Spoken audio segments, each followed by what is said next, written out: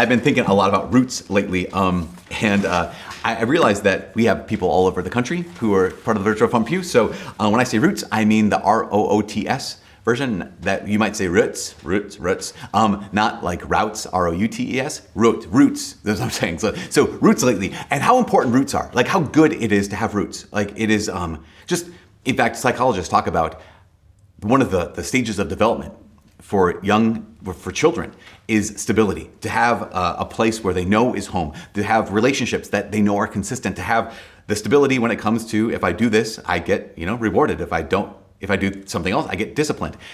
That kind of stability, that reality of having roots is so good and necessary for us. In fact, I sometimes mourn the loss of roots in our modern culture, where everyone has to you're expected to leave home, you're expected to leave your family of origin, you're expected to go some other place where no one knows you and set down your own roots.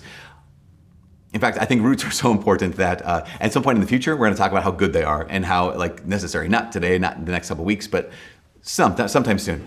And also even naturally speaking, think about plants and trees. What do roots do? Roots are the thing that really actually keep the tree strong. The roots are the things that keep them upright in the midst of storms. The roots are the things that keep them watered when there's a drought. So again, roots, so good. But we also know that roots, like any good thing, can become a trap. That roots, like any good thing, have the potential to become a destructive thing. They have the potential to become a trap. So even like a hometown. Hometowns are great. Hometowns are really good until I can't escape my hometown, right? Until I define myself by my hometown. We all know those people who live in their hometown and they're free. And those people who live in their hometown and they're like, no, I'm still stuck my senior year, that kind of situation. So we know that here's a good that can become a trap. Here's a root that can become a trap, or even family. That family, what a great gift to have the rootedness of family, but at the same time, we also recognize that they can be destructive. You've heard of the Hatfields and McCoys, right? So these families that for long, long time in history warred against each other. Why? Because we belong to this family and you belong to that family. So even though family is a good, it's not an absolute good. And you've heard me talk 1,000 times, even this summer, about patriotism. I love my country. I think this country is incredible. And patriotism is a virtue. It's a good thing.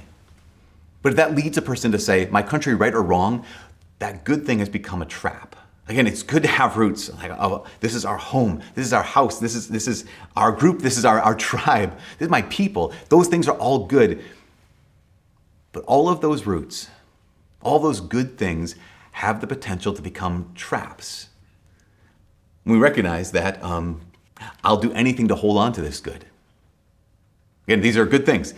But when I get to the place where I'll do anything to hold on to this good, that good thing, that root that's become a trap, is an idol. And that's what I want to talk about today. I want to talk about idols, and using it in terms of roots, right? Because these are all good things. It's so good to have a root. That's the thing, is when I say idol, I know that some people automatically will say, well, I don't have any idols in my life. I don't have little statues in my home that I kind of bow down to. Yet, I'm guessing that if you're anything like the rest of the human race, we have idols in our lives. In fact, the whole book of the Bible, the number one sin throughout the entire Bible, is not the sins that you and I name when we name sins. But the number one sin in the entire Bible is idolatry.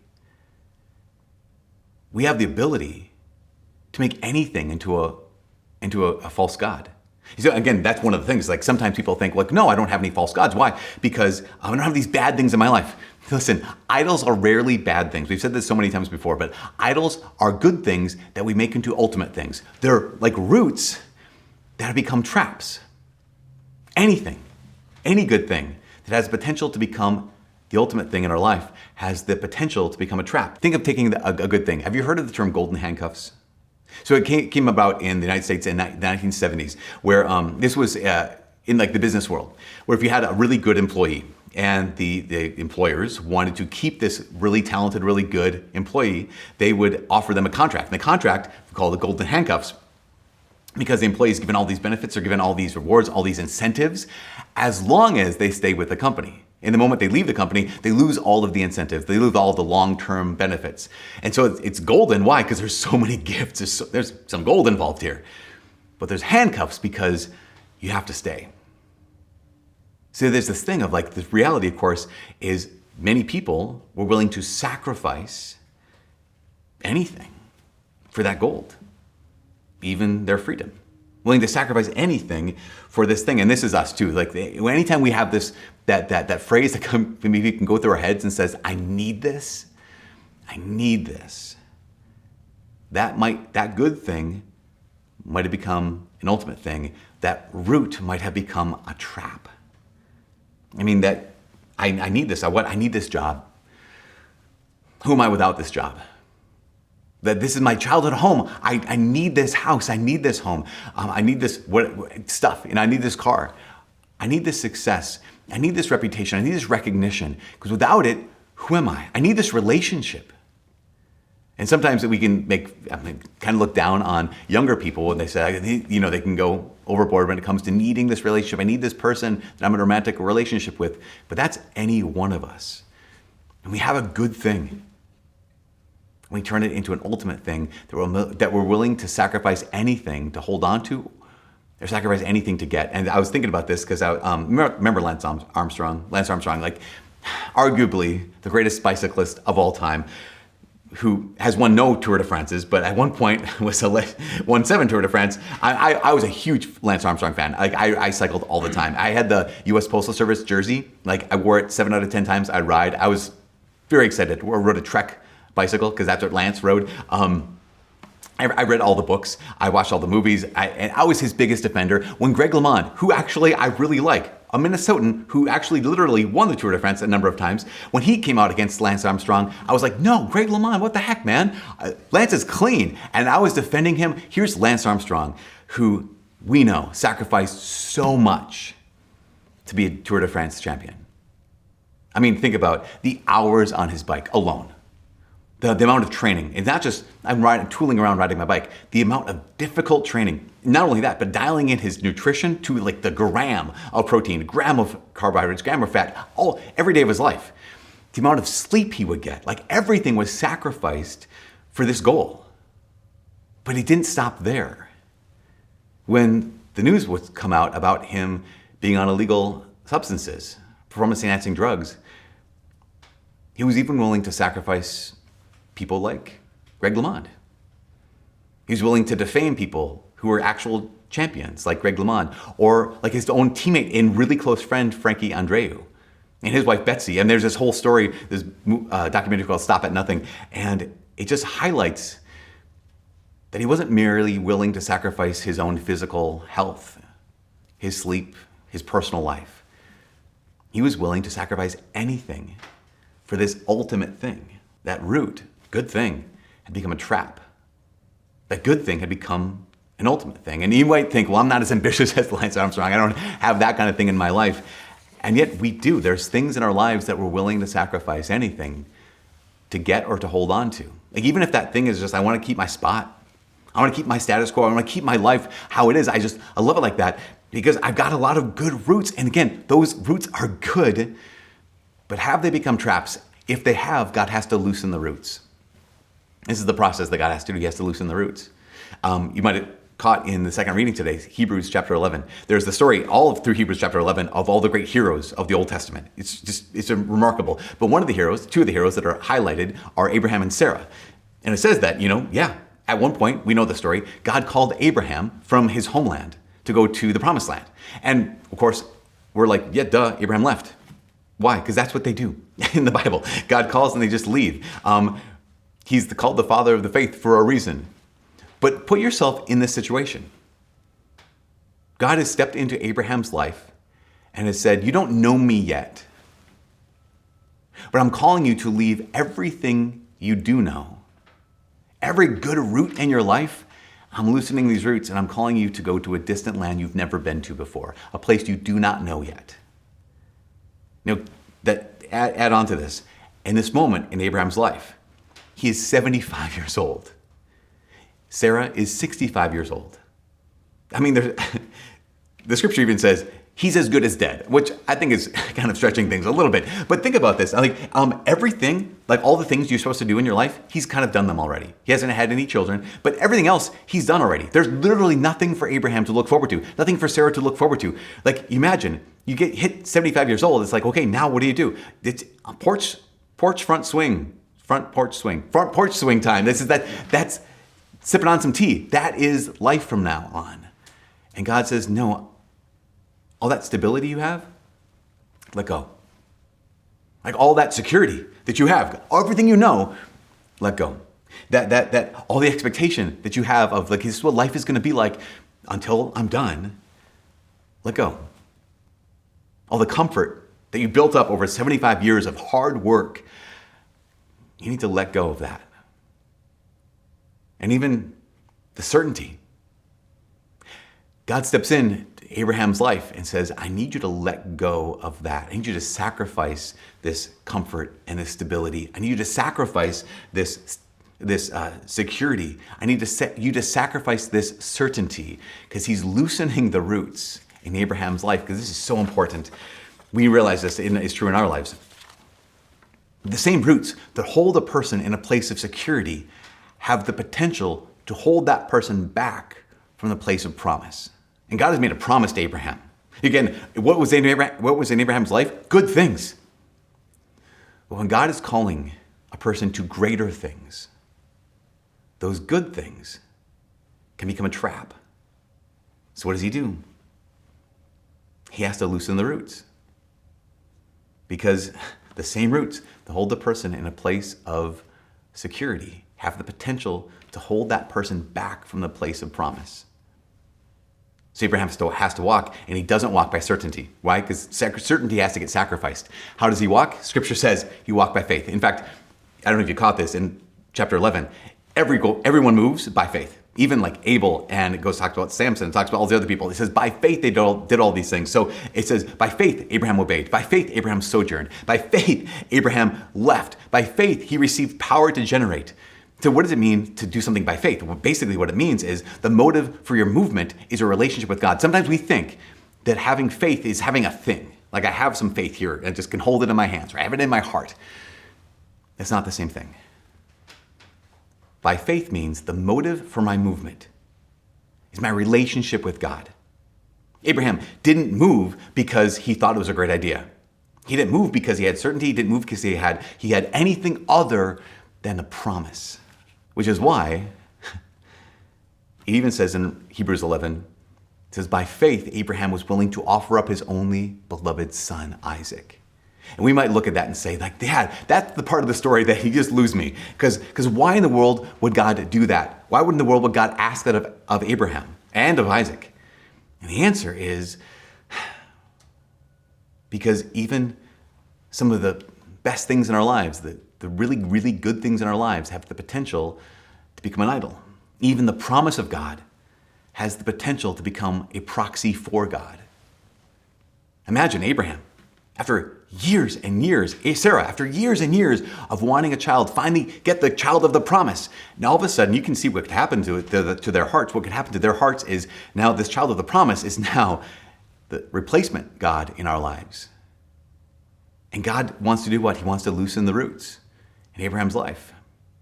And he calls him to walk by faith. Again, being the motive for his movement, being this relationship with God. And I just love there's this line in the beginning of the reading tonight from Hebrews 11, where it says, he was called to go forth, not knowing where he was to go. He went out, not knowing where he was to go. And you think, again, why?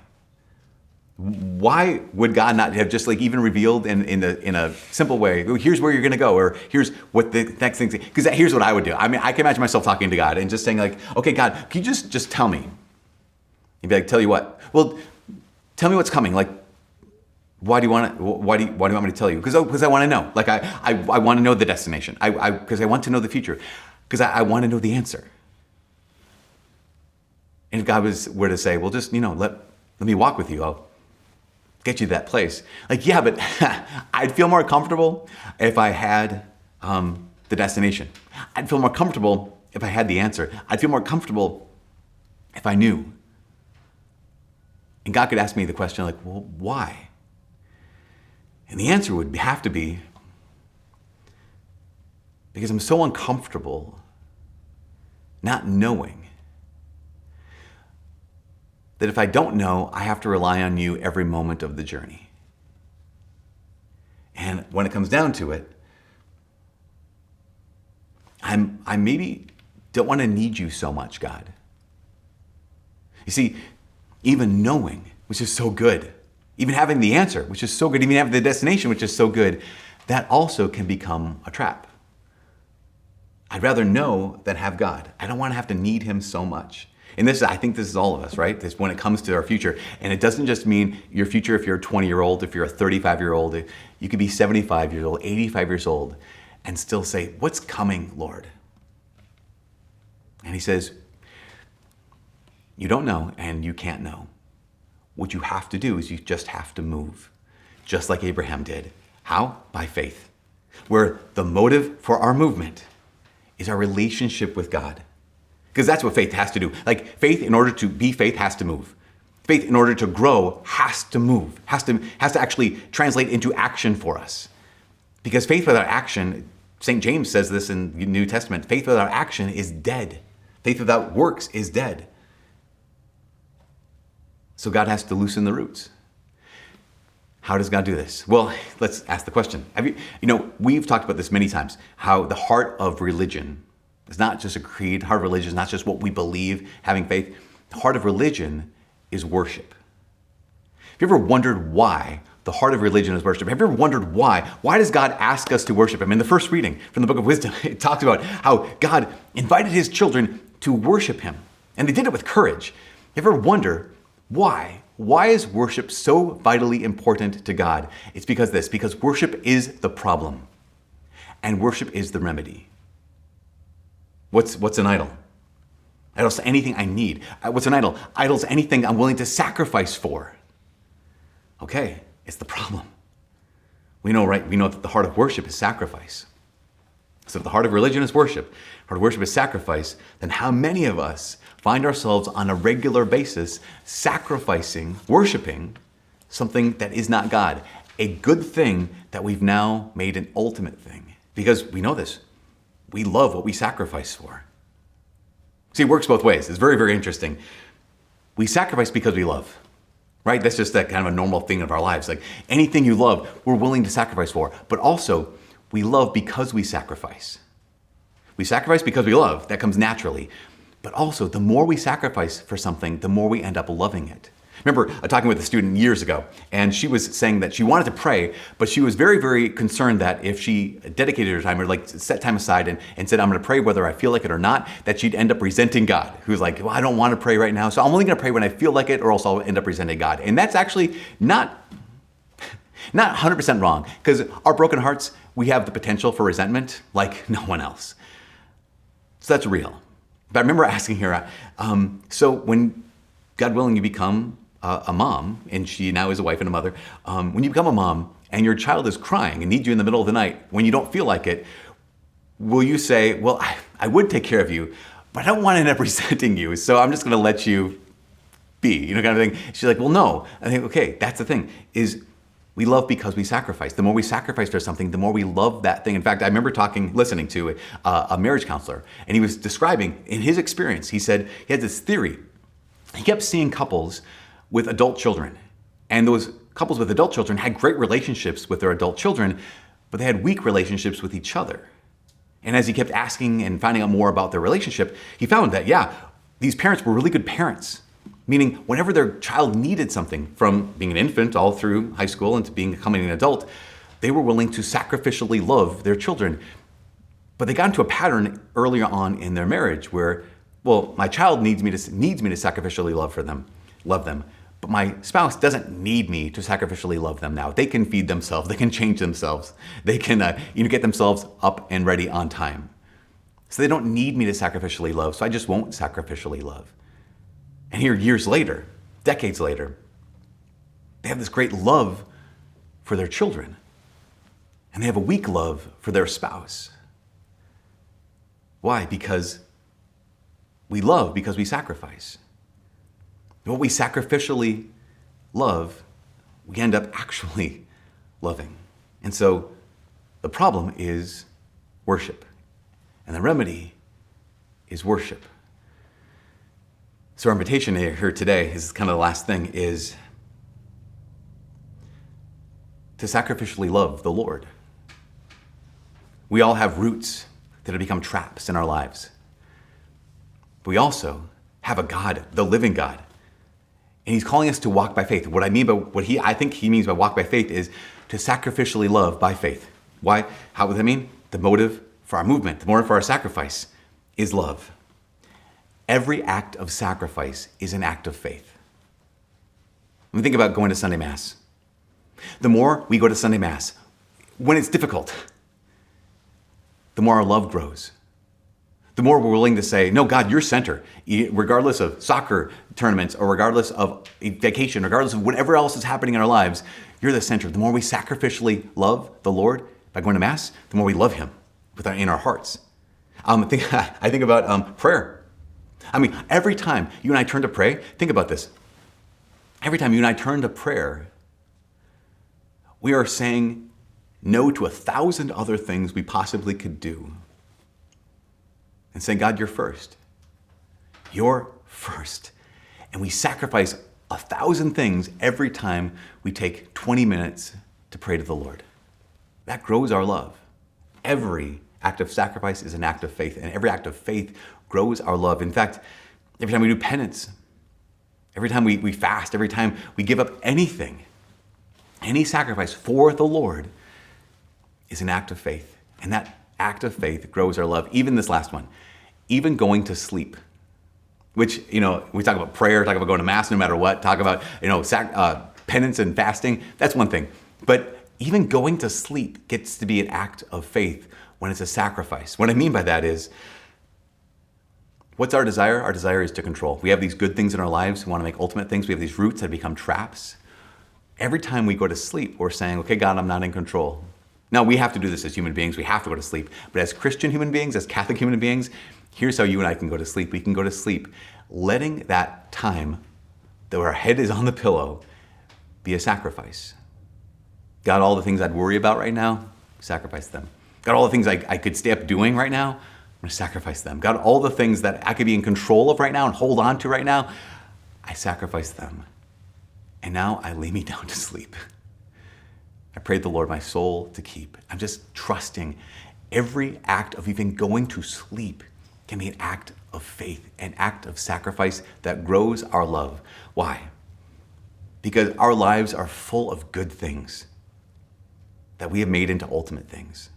Our lives are full of roots that are blessings, but those roots in so many ways have become traps. And so God says, okay, sacrifice for me. Destroy those idols. Sacrifice for me and increase your love. Walk by faith, that our relationship is the motive for your movement. And those roots that could become traps don't have the power to hold you back from the promise. Because worship and sacrifice and walking by faith has the power to loosen the roots.